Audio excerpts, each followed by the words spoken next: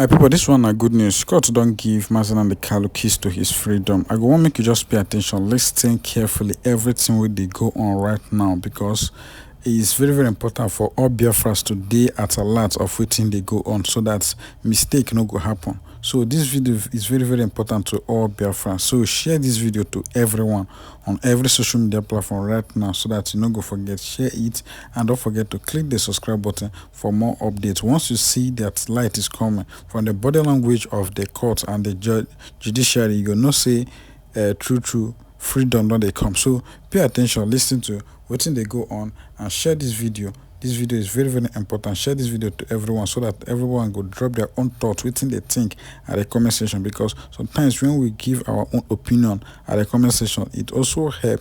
You don't know who they listen, you don't know who they see your comments. So many people can pick comment from viral people, so it can also be a benefit. It can be beneficial to us too. So share this video and drop your thoughts at the comment section. Don't forget to click the subscribe button for more updates. Share this video, and the only one if you take encourage, also support us. Today being the 10th day of the month of March of 2026, the Supreme Court don't drop some data, don't drop some information and some expo on Omotosho and every single thing you need to know about his style of dispersing judgment in the court of law. And in this video, we shall be going through every single thing where the Supreme Court don't talk, the data where they don't drop on Omotosho, and how you go take help Nnamdi Kanu's case. Because of say, if you don't do school before, once a lecturer gives you area of concentration, it means that the lecturer want to assist you, he want to help you back. And as they speak, the Supreme Court don't drop some areas of concentration where we say Nnamdi Kanu is supposed to focus on, and at the same time giving Nnamdi Kanu an upper hand by exposing the statistics and data on Omotosho. So what did they happen? Well, to explain that very very well, we have to use our illustrative software showing right now on your screen. Now this particular software, when you look closely, you go see we get the face of Omotosho right about here, and there's 34. Let's see all these things mean. Well, the Supreme Court has saying Omotosho has handled a total of 34 cases in his career as a justice domiciled in the Federal High Court Abuja. How does this concern Nnamdi Kanu? Okay, but before we show you all of this single thing, how it concern Nnamdi Kanu, we could still dig deep into it. The appeal court they talk. The appeal court demarcate or differentiate cases where Omotosho don't handle by asset declaration case, money laundering cases, corruption, and other cases. They gave us a full map to explain all of his cases and how it be. This ones don't really concern us. But what it concern us now, the cases we don't handle, there's a total of 34 different legal structure.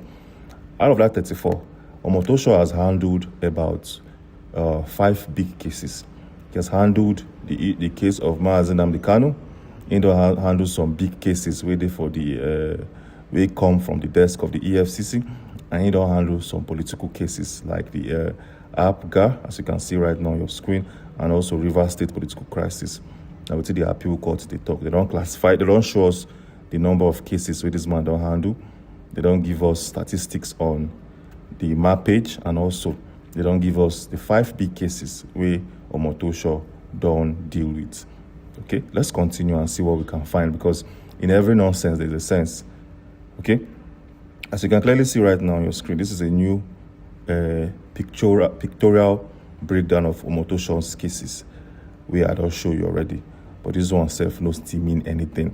Let's go to the interesting part of this whole video conversation, and we could pick 1 or 2 inside.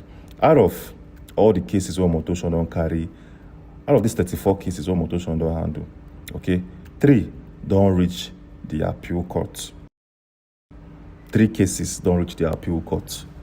And this is where things got really, really interesting, because if this man has handled 34 cases and 3 has gotten to the appeal court, now we see the appeal court talk, decisions where the appeal court give on this man's rulings. Now you go take know how Nnamdi Kanu's case possibly will go or will look like. Let's start with the very first case where the appeal court don't handle, where Omotosho been preside over. The very first one are the NBC broadcast fines. If you dey watch our videos on our channel, we don't discuss this case extensively. We be saying the Federal High Court Omotosho give a ruling against the NBC.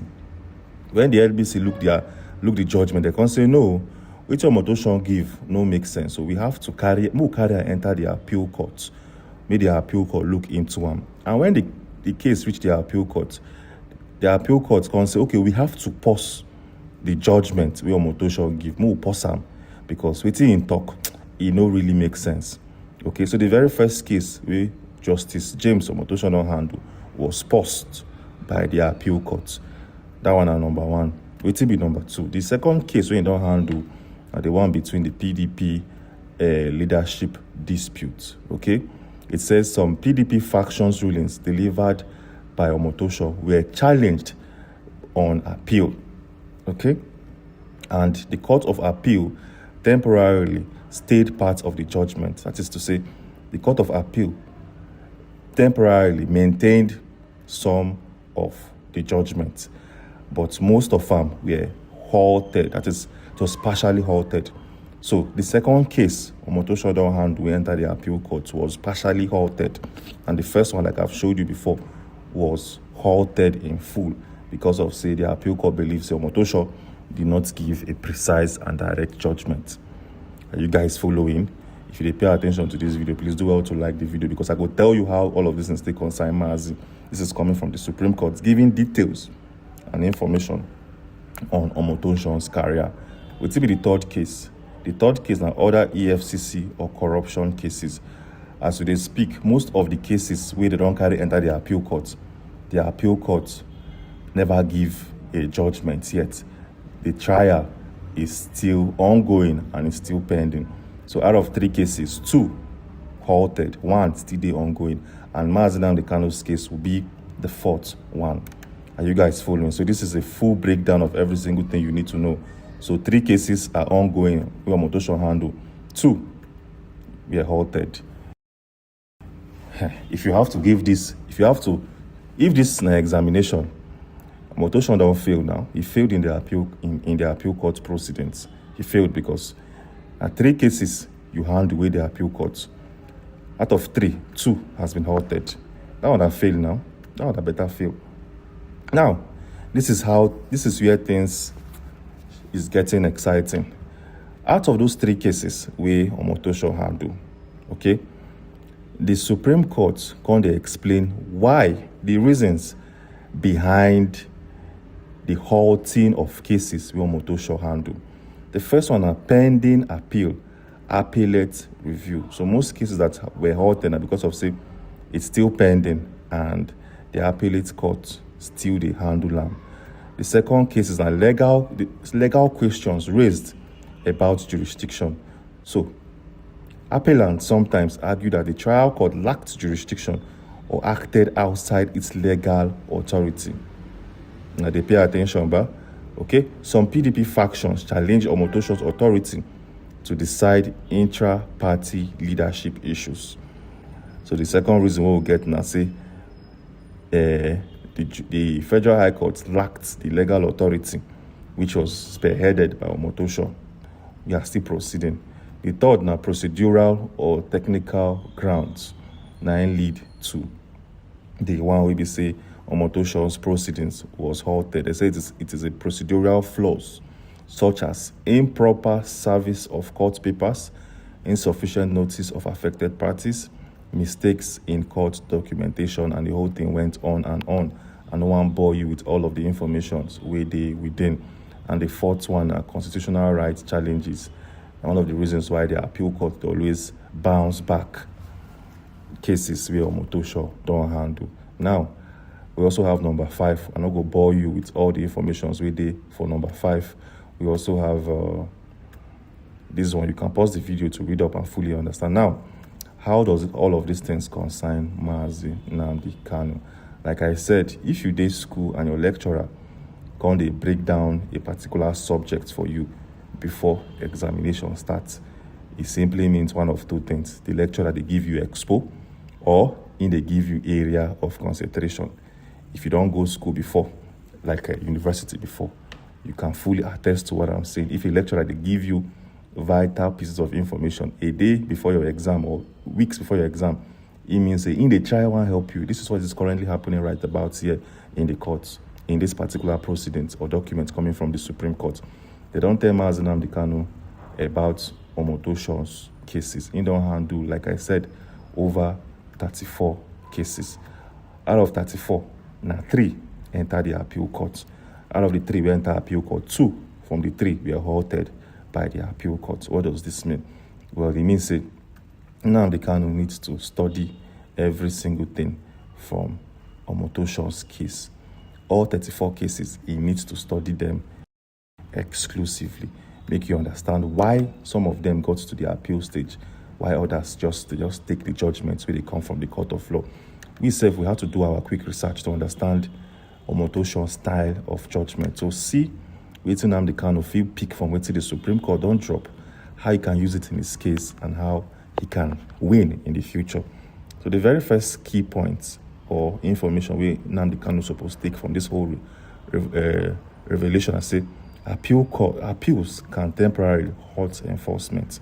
That is to say, the appeal court can tell Nnamdi Kanu, say, okay, we don't hear your case, so therefore we're going to halt or pause the enforcement of your life sentence. Meaning say, you go leave Sokoto State first, pending when the court will come to a conclusion. We don't see it happen for the case of the National Broadcasting Commission, where we say they halted the enforcement where they come from Omotosho's case file. Are you following? So the application for Kanu, his lawyers can seek an interim stay of any part of Omotosho's judgment while the appeal is being considered, preventing immediate imprisonment or enforcement of certain sentences. Now, the same. It will be the second thing where Nnamdi Kanu supposed to speak from this whole thing now. Questioning jurisdiction or procedural errors works. Yes. So if you feel like, say, the procedure where they use try your case has fundamental errors, you can take it to the appeal. May the appeal court look into one briefly or extensively and give a judgment. Example, na PDP faction dispute were partially stayed due to questions about the court authority to rule on internal party matters. Are you following? If you are following, let me know in the comment section. Make I know the numbers of people where they pay attention and where they follow this subject as they break them down.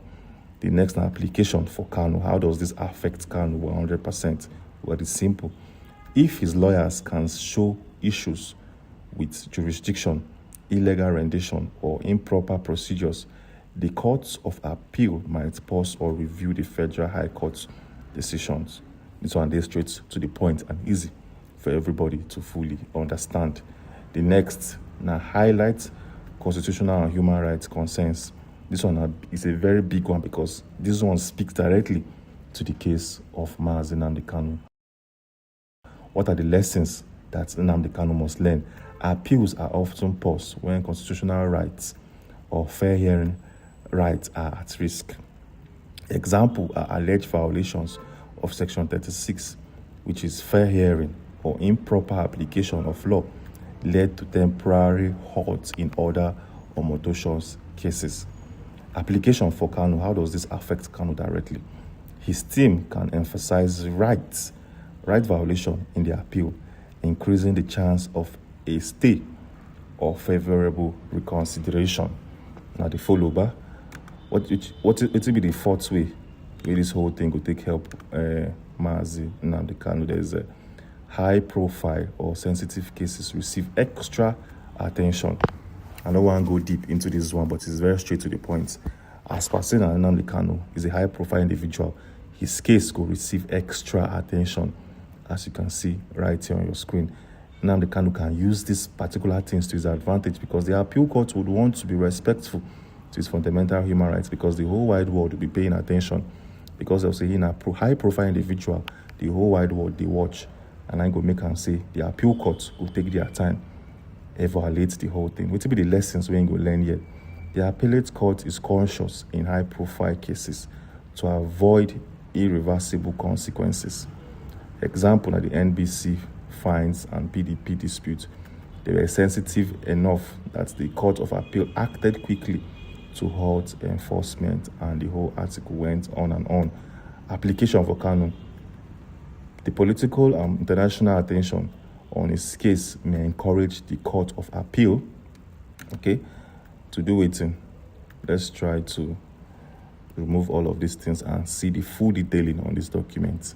Okay, let's remove all this red or this blue marker. So the application for Kanu, political and international attention on this case may encourage the Court of Appeal to review and carefully consider his appeal, possibly pausing enforcement in the meantime. And lastly, we have strategic timing and presentation of appeal. Okay, lesson: presenting a strong, timely, and well-documented appeal increases chances of interim relief. Example, they don't give you the NBC and PDP case, and the whole story went on and on. This is just an expose where they come from the appeal court. My people, from wetin una see right now, wetin una think about this Nnamdi Kanu case? Because I know say government really know wetin they do, and they know say Nnamdi Kanu dey innocent of everything wey they accuse am of. So they lose this way to prolong the issue so that campaign period will just come. That's what I also they perceive. So that they could use them to campaign for Tinubu to win election, because if you look at the city boy movement, they don't carry all the whole Igbos, and everybody they don't center Igbos to make sure say at least make sure say P2B no go get that vote for Igbo land.